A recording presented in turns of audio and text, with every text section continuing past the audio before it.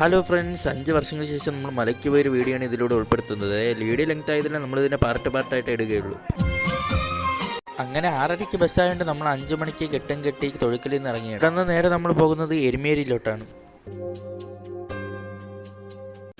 ഇതാണ് നമ്മുടെ കൂടെയുള്ള 2 സ്വാമിമാർ, വിഷ്ണുവും പ്രണവും. പ്രണവ് സ്വാമി കന്യാസ്വാമി ആയതുകൊണ്ട് നമ്മൾ നേരെ എരുമേലിയിൽ പേട്ടതുള്ള വന്നിരിക്കുകയാണ്.